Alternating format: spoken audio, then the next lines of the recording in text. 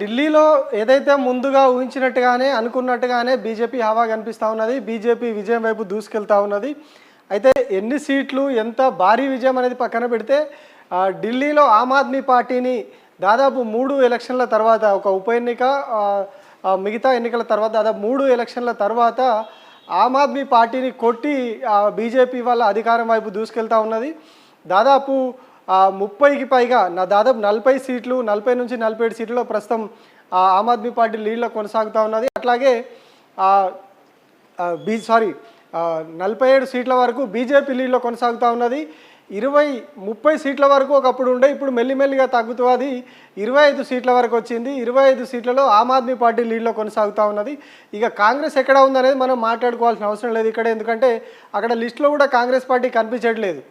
చాలా నియోజకవర్గాల్లో ఆ 3వ ప్లేస్ కోసం కూడా కొట్లాడుతున్నటువంటి పరిస్థితి ఢిల్లీలో కాంగ్రెస్ పార్టీ. గతంలో 2008 ఎలక్షన్లో అప్పుడు షీలా దీక్షిత్ ఢిల్లీ నుంచి కాంగ్రెస్ పార్టీ నుంచి ముఖ్యమంత్రి అయ్యారు ఢిల్లీకి. ఆ తర్వాత ఏ ఎలక్షన్లో కూడా కాంగ్రెస్ పార్టీ అక్కడ ఖాతా తెరవలేదు, అక్కడ కనీసం విజయానికి చేరుకోబోలేదు. ఆ తర్వాత కనీసం ఖాతా కూడా తెరవని పరిస్థితి. 0 సీట్లతోటి కాంగ్రెస్ పార్టీ ఇప్పుడు హ్యాట్రిక్ కొట్టింది ఢిల్లీలో. ఏదైతే ఆమ్ ఆద్మీ పార్టీ విక్టరీని పక్కకు నూకేసి ఇప్పుడు బీజేపీ విజయం వైపు దూసుకుపోతూ ఉన్నది. అయితే బీజేపీ ఎట్లా ఇంత స్థాయికి వచ్చింది? మరి గత ఎన్నికల్లో కేవలం 8 సీట్లకు మాత్రమే పరిమితమైంది బీజేపీ. లాస్ట్ జరిగినటువంటి లోక్సభ అసెంబ్లీ ఎన్నికల్లో ఢిల్లీ పూర్తిగా ఆమ్ ఆద్మీ పార్టీ చేతుల్లో ఉండిపోయింది. కానీ లోక్సభ ఎన్నికలకు వచ్చేసరికి పూర్తిగా బీజేపీ అక్కడ క్లీన్ స్వీప్ చేసి పడేసింది. ఆమ్ ఆద్మీ పార్టీకి ఒక్క సీటు కూడా రాలేదు. సో ఈ గ్యాప్లో బీజేపీ చాలా కసరత్తు చేసింది ఢిల్లీలో. ఈ కసరత్తు ఫలితమే ఢిల్లీలో బీజేపీకి విజయం వరించిందని చెప్పాలి. డీటెయిల్లోకి వెళ్ళే ముందు ఒకసారి ఎట్లా ఉన్నాయి లీడ్స్, ఎట్లా ఉన్నాయి, ఏం జరుగుతుంది అనేది ఒకసారి చూద్దాం. ఇగో ఇప్పటి వరకు 45 స్థానాల్లో బీజేపీ లీడ్లో కొనసాగుతూ ఉన్నది. అట్లాగే 25 స్థానాల్లో ఆమ్ ఆద్మీ పార్టీ లీడ్లో ఉన్నది. ఇక్కడ కాంగ్రెస్ పార్టీ అనే కాలం కూడా లేదు. ఇది election commission of India website. ఇందులో కాంగ్రెస్ పార్టీ అనే కాలం కూడా వాళ్ళు పెట్టలేదు, ఎందుకంటే వాళ్ళు ఎక్కడ కూడా లీడ్లోకి రాలేదు కాబట్టి పెట్టి total 70 సీట్స్లో 45లో BJP, 25లో Aam Aadmi party లీడ్లో కొనసాగుతూ ఉన్నాయి. సో పార్టీల పరంగా ఓట్ షేర్ ఒకసారి మనం గమనిస్తే ఇప్పటి వరకు వచ్చినటువంటి దాన్ని పరిశీలిస్తే ఆమ్ ఆద్మీ పార్టీకి 43% ఓటు శాతం వచ్చింది ఇప్పటివరకు.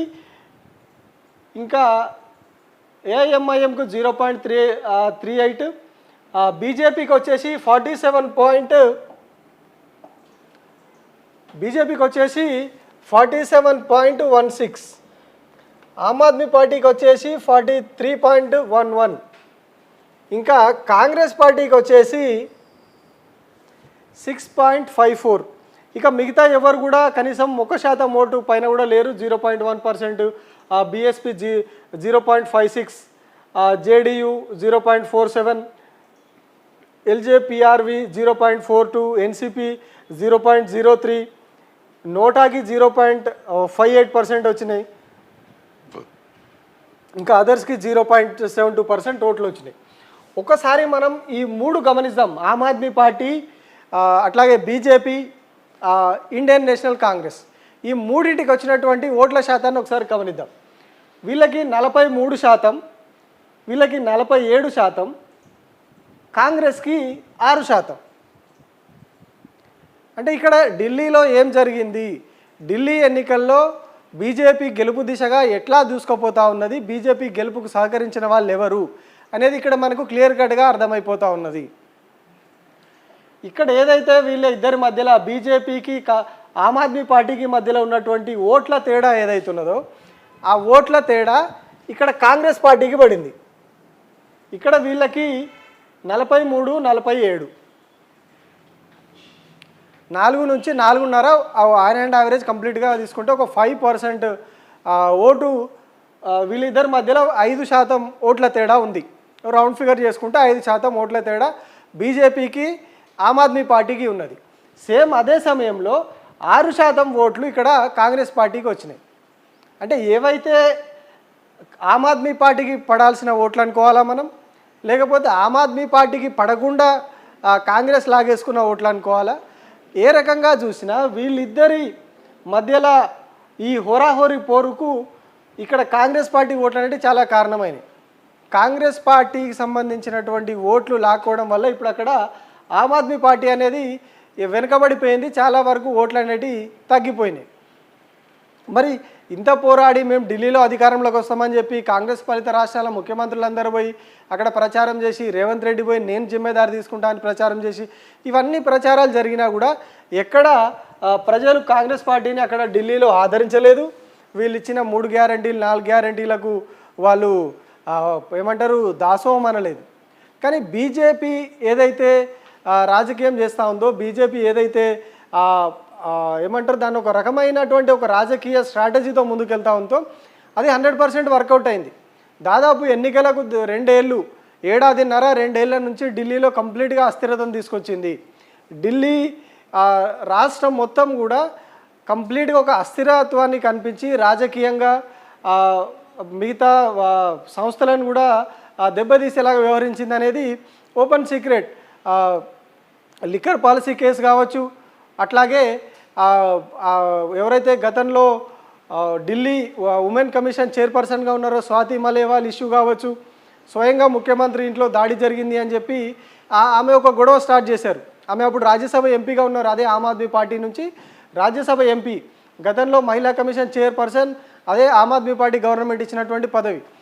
ఆమె ఎంపీగా ఉన్న సమయంలో కేజ్రీవాల్ అధికారిక నివాసం ముఖ్యమంత్రి నివాసానికి వెళితే అక్కడ తనపైన దాడి జరిగింది, ఎవరైతే ముఖ్యమంత్రి భద్రతా సిబ్బంది ఉన్నారో తన మీద దాడి చేసిర్రు అని చెప్పేసి ఆమె ఒక బయటికి ఉరికొచ్చేసి గొడవ చేయడం, అవన్నీ సీసీ కెమెరా ఫుటేజ్ అంతా బయటికి రావడం, ఇది కంప్లీట్గా ఆమ్ ఆద్మీ పార్టీకి నెగిటివ్గా మారింది. ఆమ్ ఆద్మీ పార్టీని చాలా వరకు దెబ్బతీసింది. అప్పటికే లిక్కర్ పాలసీ కేసులో ఆమ్ ఆద్మీ పార్టీ కింద మీద పడతా ఉన్నది. సత్యేంద్ర జైన్ జైలుకి వెళ్ళిపోయారు, అట్లాగే డిప్యూటీ సీఎం మనీష్ సిసోడియా జైలుకి వెళ్ళిరు, కేజ్రీవాల్ అరెస్ట్ అయ్యి కేజ్రీవాల్ జైలుకి వెళ్ళిరు. సో ఇట్లా ఇవన్నీ కూడా వాళ్ళ మీద ఒక కుట్రపూరితంగా చేసినట్టుగానే ఇవన్నీ కనిపిస్తూ ఉన్నాయి. అంటే కంప్లీట్గా ఒక పార్టీని మోరల్గా దెబ్బతీయడం, అట్లాగే ఆ పార్టీ పైన ప్రజలకు ఉన్నటువంటి అభిప్రాయాన్ని కంప్లీట్గా నెగిటివ్గా మార్చేయడం అనే ఒక ఎజెండా తోటి వీళ్ళంతా పనిచేసినట్టుగా కనిపిస్తూ ఉన్నది బీజేపీ. ఆ స్ట్రాటజీలో 100% బీజేపీ సక్సెస్ అయింది. ఎప్పుడైతే లిక్కర్ పాలసీ కేసుతో స్టార్ట్ చేసిరు వీళ్ళు, గతంలో కూడా అవినీతి జరిగింది, ఆ మొహల్లా క్లినిక్స్ కావచ్చు ఇతరత్ర వాటిలో అవినీతి అని చెప్పేసి చిన్నగా స్టార్ట్ చేసిరు అప్పటి నుండి. సో అప్పటి నుంచి స్టార్ట్ అయ్యి మొహల్లా క్లినిక్లు అయిపోయినాయి, తర్వాత లిక్కర్ పాలసీ కేసు, తర్వాత స్వాతి మలేవాల్ ఇష్యూ. రీసెంట్గా ఎలక్షన్ల ముందు ఏదైతే కేజ్రీవాల్ ఒక ఇల్లు కట్టుకున్నారో, ఇప్పుడు ఆయన ముఖ్యమంత్రి పదవిలో లేరు, అతీషికి ముఖ్యమంత్రి పదవి ఇచ్చేసి ఆయన వేరే సొంత ఇంట్లోకి వెళ్ళిపోయారు. ఏదైతే ఆయన సొంతగా ఒక ఇల్లు కట్టుకున్నారో ఆ ఇల్లును ఒక అద్దాల మేడ అని చెప్పేసి బీజేపీ చాలా విపరీతమైన ప్రచారం చేసింది. బీభత్సమైన ప్రచారం, విపరీతం కూడా అనదు, బీభత్సమైన ప్రచారం చేసింది. శీష్ మహల్ అని చెప్పేసి శీష్ మహల్ అని పెట్టి కంప్లీట్గా ఏదైతే బీజేపీ అనుకూలంగా ఉండేటువంటి మీడియాలో, సోషల్ మీడియాలో కంప్లీట్గా ఒక విపరీతమైన ప్రచారం తీసుకొచ్చింది. అంటే ఆమ్ ఆద్మీ, నేను ఒక సాధారణ పౌరుని, సాధారణ మనిషిని అని చెప్పుకున్నటువంటి కేజ్రీవాల్ ఇప్పుడు ఎట్లా ఇంత పెద్ద ప్యాలెస్ కట్టుకున్నారు, ఎట్లా ఇట్లా సంపాదించుకున్నారు, ఆయన అక్రమంగా సంపాదించుకొని ఈ స్థాయికి వచ్చి ఒక అద్దాల మేడ కట్టుకొని అందులో జీవిస్తూ ఉన్నారని చెప్పేసి ఆ బిల్డింగ్ బయట నుంచి వీడియోలు, బిల్డింగ్ లోపలి వీడియోలు సీక్రెట్గా తీసుకొచ్చి వాటన్నిటితోటి ఆమ్ ఆద్మీ పార్టీ మీద, కేజ్రీవాల్ మీద బురద జల్లే ప్రయత్నం చేస్తూ వచ్చింది. అందులో 100% బీజేపీ సక్సెస్ అయింది. సో ఇప్పుడు అట్లా సక్సెస్ అయింది కాబట్టే ఇప్పుడు అక్కడ దాదాపు 45 సీట్లలో లీడ్లోకి వచ్చింది కంప్లీట్గా. అంటే ఆమ్ ఆద్మీ పార్టీ అనేది ఒక విప్లవంలాగా వచ్చి లోక్పాల్ బిల్లు కోసం అన్నా హజారే, కేజ్రీవాల్, కిరణ్ బేడి వీళ్ళంతా ఉద్యమం చేస్తున్న టైంలో వీళ్ళంతా ఉద్యమం చేసి తర్వాత కేజ్రీవాల్ పొలిటికల్ ఎంట్రీ ఇచ్చి ఢిల్లీ ఎన్నికల్లో పోటీ చేసి తర్వాత అక్కడ ఒక క్లీన్ స్వీప్ చేసినట్టుగా భారీ మెజారిటీ తోటి ఆయన ఫస్ట్ ఏమంటారు కోalition గవర్నమెంట్, తర్వాత మళ్ళీ ఎలక్షన్ వచ్చినప్పుడు ఆయన డైరెక్ట్ ముఖ్యమంత్రి అయిపోవడం, వరుసగా ముఖ్యమంత్రిగా గెలవడం, ఇదంతా కూడా ఒక రాజకీయాల్లో ఒక విప్లవంలాగా మారిపోయింది. ఎందుకంటే ఢిల్లీ అనేది కాంగ్రెస్ పార్టీకి కంచుకోటలా ఉండేది. గతంలో షీలా దీక్షిత్ చాలా కాలం పాటు ముఖ్యమంత్రిగా పనిచేసిన అక్కడ వాళ్ళ కంచుకోటలా ఉండేది. కానీ ఆ కంచుకోటను బద్దలు కొట్టి 2 జాతీయ పార్టీలను పక్కకు నూకేసి ఒక సడన్గా వచ్చినటువంటి ఒక నాయకుడు ఢిల్లీ పీఠం మీద కూర్చున్నాడు, ఢిల్లీని ఏలుతా ఉన్నాడు. కానీ గత 10 ఏళ్ళుగా బీజేపీ అధికారంలోకి వచ్చిన తర్వాత గత 10 ఏళ్ళుగా 2014 నుంచి ఈ మధ్యకాలంలో ఎప్పుడైతే కేజ్రీవాల్ అధికారంలోకి వచ్చిన తర్వాత కేజ్రీవాల్ ముఖ్యమంత్రి అయిన తర్వాత ఎప్పుడు కూడా ఆయనను ప్రశాంతంగా సీట్లో కూర్చొనివ్వలేదు బీజేపీ. ఏదో ఒక ఇష్యూతో ఆయనను అజ్జేయడం. ఎందుకంటే అక్కడ చాలా వరకు అధికారాలు లెఫ్టినెంట్ గవర్నర్కి ఉంటాయి.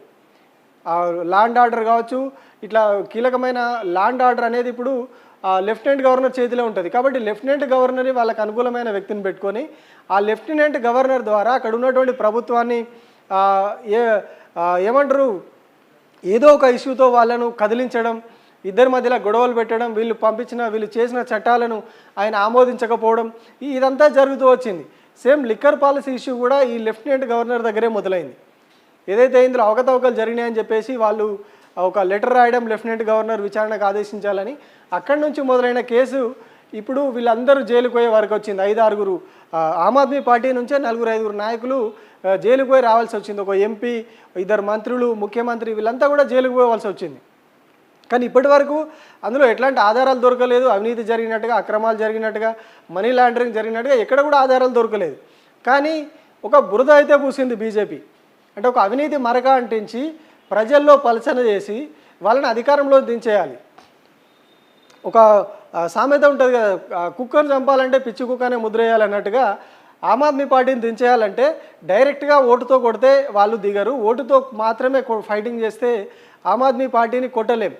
ఎందుకంటే ఒక మార్పు అని చెప్పేసి ఆ మొహల్లా క్లినిక్లు కావచ్చు, స్కూళ్ళను బాగా చేయడం కావచ్చు, ఇట్లాంటి చాలా విప్లవాత్మకమైనటువంటి నిర్ణయాలతో కేజ్రీవాల్ పాలన కొనసాగించిండు. కాబట్టి డైరెక్ట్గా ఇట్లా కొడితే కాదు. ఎందుకంటే వాళ్ళు ఫ్రీ బస్ అనేది కూడా ఢిల్లీలో వాళ్ళు ప్రారంభించారు. సో ఇట్లా ప్రజలకు దగ్గరైనప్పుడు వాటర్ విషయంలో కూడా చాలా కీలకమైన నిర్ణయాలు తీసుకున్నారు. సో ఇట్లా ప్రజలకు దగ్గరైనప్పుడు డైరెక్ట్ ఓటు ఎలక్షన్లో చూసుకుంటే కాదు. కాబట్టి ఒక వ్యక్తిని పలచన చేయాలి, ఆయన మీద క్యారెక్టర్ అసాసినేషన్ చేయాలి, పార్టీ క్యారెక్టర్ అసాసినేషన్ చేయాలి. ఇవన్నీ చేస్తేనే ఎన్నికల్లో నెగ్గగలం. అంటే ప్రజల్లో ఒక చెడు అభిప్రాయం కలగాలి ఆమ్ ఆద్మీ పార్టీ మీద, కేజ్రీవాల్ మీద. సో ఈ 2-3 ఏళ్ళుగా బీజేపీ పూర్తిగా అదే పనిలో నిమగ్నమైంది అనడానికి, అందులో సక్సెస్ అయింది అనడానికి ఇప్పుడు చూస్తున్నటువంటి ఫలితాలు 100% నిదర్శనంగా కనిపిస్తూ ఉన్నాయి. ప్లస్ దానికి తగ్గట్టుగా అక్కడ ప్రచారం విషయంలో కావచ్చు, ఇతరత్ర అన్ని విషయాల్లో కూడా పకడ్బందీగా ముందుకెళ్ళి ఆమ్ ఆద్మీ పార్టీని చాలా దెబ్బ కొట్టింది. ఈ దెబ్బ కొట్టడంలో కాంగ్రెస్ పార్టీ సహకారం 100% ఉందనేది మనం చెప్పుకోవాలి. ఎందుకంటే ఇండియా కూటమి అనే ఒక కూటమి ఫామ్ చేసి ఆమ్ ఆద్మీ పార్టీ కావచ్చు, మిగతా చిన్న ప్రాంతీయ పార్టీలన్నింటినీ, ఇంకా కొన్ని జాతీయ పార్టీలను కలుపుకొని వీళ్ళు ఇండీ కూటమి అని పెట్టారు. ఇండీ అలయన్స్ అని పెట్టి ఒక కూటమిగా ఉండి పార్లమెంట్ ఎన్నికల్లో పోటీ చేశారు. కానీ ఢిల్లీ ఎలక్షన్కి వచ్చేసరికి వీళ్ళు ఢిల్లీ ఎలక్షన్లో ఎక్కడ కూడా కాంగ్రెస్ పార్టీ అనేది ఆమ్ ఆద్మీ పార్టీకి సహకరించలేదు. మేము ఒంటరిగా పోటీ చేస్తాము, మీరు ఒంటరిగా పోటీ చేయాలని చెప్పేసి తెగదెంపులు చేసుకున్నా ఉన్నది. సీట్ల విషయంలో ఇద్దరు విభేదాలు వచ్చి ఎవరికి వారుగా పక్కన పెట్టేసింది కాంగ్రెస్ పార్టీ. నిజంగానే కాంగ్రెస్ పార్టీకి బీజేపీని కొట్టాలి, బీజేపీని కొట్టి ఇంకొక ప్రత్యామ్నాయ శక్తిగా అధికారంలోకి రావాలనే ఆలోచన ఉన్నప్పుడు ఏదైతే ఆ ఇండియా అలయన్స్ అన్నారో ఆ ఇండియా అలయన్సే ఇక్కడ కూడా పోటీలో ఉండాల్సింది. కానీ అక్కడ పోటీలో ఇండియా అలయన్స్ కాకుండా విడివిడిగా పోటీ చేశారు. ఇందులో మిగతా పార్టీలు కూడా ఆమ్ ఆద్మీ పార్టీకి సహకరించిన ఇండియా కూటమిలో ఉన్నటువంటి సమాజ్వాదీ పార్టీ కావచ్చు, మమతా బెనర్జీ కావచ్చు, వీళ్ళంతా కూడా కేజ్రీవాల్కే సహకరించారు. ఎందుకంటే వాళ్ళకి అక్కడ కాంగ్రెస్ బుద్ధి ఏందో అర్థమైపోయింది. కాబట్టి కాంగ్రెస్ పార్టీకి సహకరించకుండా వాళ్ళు ఓపెన్గా ఆమ్ ఆద్మీ పార్టీకి మద్దతు ప్రకటించారు. కానీ బీజేపీ చేసినటువంటి టాక్టిక్స్ ముందు, ఈ కాంగ్రెస్ పార్టీ సహకారం ముందు ఆమ్ ఆద్మీ పార్టీ దాదాపు నిలబడలేదు, తట్టుకోలేకపోయిందని చెప్పాలి. ఈ కేసుల వ్యవహారం, పార్లమెంట్ ఎన్నికల టైంలో ఆయన అరెస్ట్ చేసి లోపల వేయడం, ఇవన్నీ కూడా చాలా కారణాలు, చాలా అంశాలను, చాలా బురదను తీసుకొచ్చి అందులో ఆమ్ ఆద్మీ పార్టీ మీద వేశారు. కమలం బురదలో పెరుగుతుంది అంటారు కదా, ఆ పెరిగినటువంటి బురదనే తీసుకొచ్చి ఈయన పూసిర్రు. ఈయన కడుక్కునే లోపు ఎలక్షన్ వచ్చేసిన ఆ ఎలక్షన్లో ఆమ్ ఆద్మీ పార్టీకి దెబ్బ పడింది. కానీ ఇది బీజేపీకి భారీ విక్టరీగా ఉంటుందా ఎట్లా ఉంటుందో చూడాలి. ఇంకెందుకంటే ఇంకా కౌంటింగ్ కొనసాగుతూ ఉన్నది, ఇంకా కొన్ని రౌండ్స్ ఉన్నాయి. సో ఎంతవరకు గెలుస్తుంది, 70 సీట్లు ఉన్న దాంట్లో బోటాబోటీ మెజారిటీతో గెలుస్తుందా లేకపోతే భారీ సీట్లతో గెలుస్తుందా అనేది కూడా చూడాలి. ఎందుకంటే ఇప్పటివరకు ఓన్లీ 45 సీట్స్లోనే ఉన్నది. గత ఎన్నికల్లో ఆమ్ ఆద్మీ పార్టీ 62 సీట్స్లో గెలుచుకుంది, 62 సీట్లలో గెలిచింది. అప్పుడు 62 స్థానాలు కైవసం చేసుకుంది. కేవలం 8 స్థానాలు మాత్రం ఇప్పుడు బీజేపీ గెలిచింది గత ఎన్నికల్లో. కాంగ్రెస్ పార్టీ ఖాతా తెరవలేదు. సో ఇప్పుడు ఎట్లా ఉంటుంది మరి, Aam Aadmi party కొట్టినంత strike rate తోటి వీళ్ళు స్ట్రైక్ చేస్తుందా బీజేపీ, లేకపోతే ఏదో బోటాబోటీ మెజారిటీ తోటి గెలిచి ఏదైతే కేజ్రీవాల్ ఆరోపించారో ఆమ్ ఆద్మీ పార్టీ ఎమ్మెల్యేలను కొనాలని చూస్తున్నారు అని, అట్లా ఆమ్ ఆద్మీ పార్టీ నుంచి ఎమ్మెల్యేలను కొని ఏమైనా అధికారంలోకి రావాలని ఇట్లా ఏమైనా ప్రయత్నాలు చేస్తున్నారు అనేది చూడాలి.